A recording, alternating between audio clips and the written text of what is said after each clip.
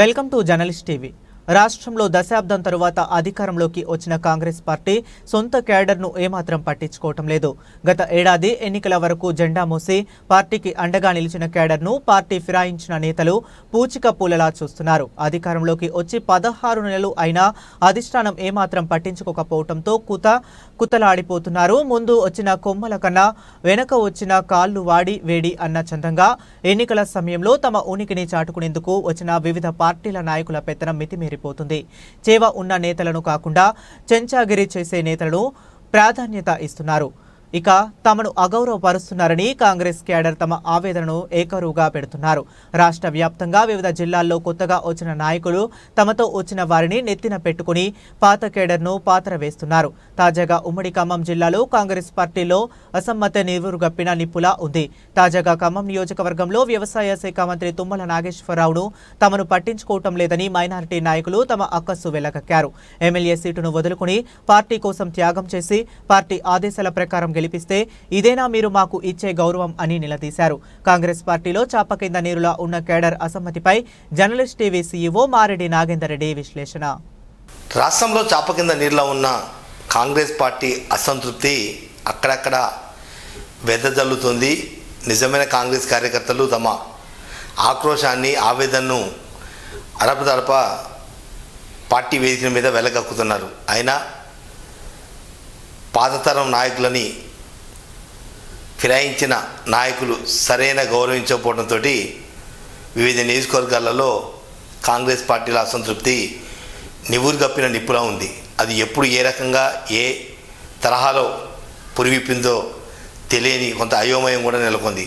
తాజాగా ఖమ్మం జిల్లాలో ఉమ్మడి ఖమ్మం జిల్లాలో వివిధ నియోజకవర్గాల్లో నిజమైన కాంగ్రెస్ క్యాడర్ పార్టీ జెండా మోసి పార్టీ ఎజెండానే తమ జెండాగా దశాబ్దాల నుంచి పోరాటం చేస్తూ కాంగ్రెస్ పార్టీకి వెన్నుదన్నుగా ఉంటూ నిజమైన కార్యకర్తలుగా ఉన్న కొంతమంది నాయకులకు 2023 ఎన్నికల సమయంలో ఒకసారిగా పార్టీ ఫిరాయించిన నాయకుల మధ్య పొసగటం లేదు. ఎందుకంటే ఏదో ముందు వచ్చిన కొమ్మల కన్నా వెనకొచ్చిన కాళ్ళు వాడి వేడిన చందంగా సామెత ఎలా ఉందో తాజాగా పార్టీ ఫిరాయించి వచ్చిన నాయకులకే ప్రాధాన్యత ఇస్తున్నారు. నిజమైన కాంగ్రెస్ పార్టీని పట్టించుకోవడం లేదు. కాంగ్రెస్ కార్యకర్తల్ని క్యాడర్ని ఏమాత్రం కూడా గౌరవించకుండా అవమానపరుస్తున్నారంటూ వివిధ పార్టీ కార్యక్రమాలలో తమ ఆక్రోశాన్ని వెలగక్కుతున్న సంబంధిత నాయకులు ఏమాత్రం కూడా పట్టించుకున్న దాఖలాలు లేవు. అయితే తాజాగా అశ్వరపేట నియోజకవర్గంలో జరిగిన ఒక సంఘటన కావచ్చు, లేదా తాజాగా ఖమ్మం పట్టణంలో 43 ఏళ్ల రాజకీయ ఇండస్ట్రీగా పేరున్న వ్యవసాయ శాఖ మంత్రి తుమ్మల నాగేశ్వరరావు వ్యవహార శైలి మీద మైనార్టీ నేతలు తమ అక్కసును వెలగక్కారు.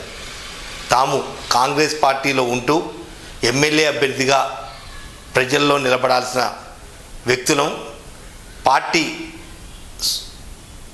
కోసం, పార్టీ నాయకత్వ బలోపేతం కోసం పార్టీ తీసుకున్న నిర్ణయానికి కట్టుబడి ఉండి మేము ఆ రోజు పోటించి పక్కకు తప్పుకున్నాం. అయినా కూడా మమ్మల్ని ఏ మాత్రం కూడా కార్యకర్తగా కూడా గౌరవించడం లేదు, కనీసం మర్యాదలు ఇవ్వటం లేదంటూ కొంతమంది ఖమ్మం పట్టణానికి చెందిన మైనార్టీ నాయకులు ఈరోజు తాజాగా తుమ్మల నాగేశ్వరరావు సాక్షిగా తమ అక్కసుని తుమ్మల నాగేశ్వరరావు వ్యవహరించాలని ఎత్తి చూపారు. ఎందుకంటే 2023 ఎన్నికల సమయంలో పార్టీ ఫిరాయించే నేతలు వచ్చి పెత్తనం మాదే, పార్టీ మాదే, అధికారం మాదే, అధికారులు మేమేం చెప్తే అదే చేయాలంటూ ఏకపక్ష ధోరణి వల్ల కాంగ్రెస్ పార్టీ నాశనం అయిపోతుంది.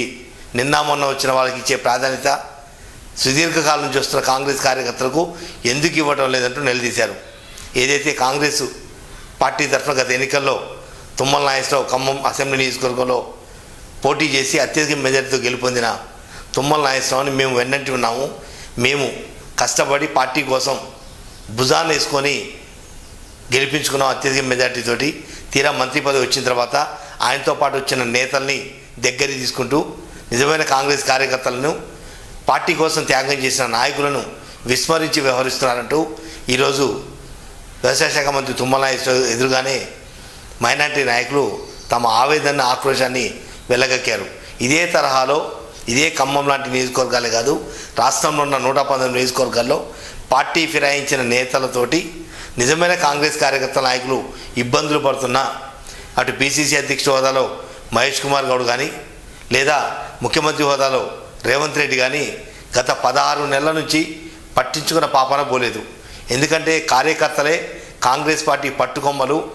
100 ఏళ్ల సుదీర్ఘ చరిత్ర ఉన్న కాంగ్రెస్ పార్టీకి మొదటి నుంచి లాయల్టీగా ఉన్న కార్యకర్తలు కాదని, నాయకులను కాదని, అధికారమే పరమావధిగా ఫిరాయించుల్ని ప్రోత్సహించి 2023లో చాలామంది నేతలు కాంగ్రెస్ పార్టీలో రావటం, టికెట్ పొందటం, గెలుపొందటం, మంత్రి పదవులు పొందడం, ఇవన్నీ కూడా చకాచకా జరిగిపోయాయి. అయినా కాంగ్రెస్ పార్టీ మీద ఉన్న అభిమానం, గౌరవం, లేదా సుదీర్ఘంగా పార్టీ జెండాను నమ్ముకున్న తమకు అన్యాయం జరగదంటూ కొంత సర్దుపోయే ప్రయత్నం చేశారు. కానీ గత 16 నెలల నుంచి కనుక ఖమ్మంతో పాటు వివిధ నియోజకవర్గాలలో పార్టీ పరిస్థితి అంచనా వేస్తే ఏదైతే నిజమైన కాంగ్రెస్ కార్యకర్త నాయకుల్ని ఇప్పటికైనా ఇక ముంచిపోయింది లేదు. భవిష్యత్తులో రాబోయే స్థానిక సంస్థల ఎన్నికల నాటికి కాంగ్రెస్ పార్టీలో ఉన్న లుకలుకలు, కొత్త పాత కలయికలు ఇవన్నీ కూడా ఒక సిస్టంలోకి తీసుకురాకపోతే కాంగ్రెస్ పార్టీ తగిన మూల్యం చెల్లించ తప్పదు.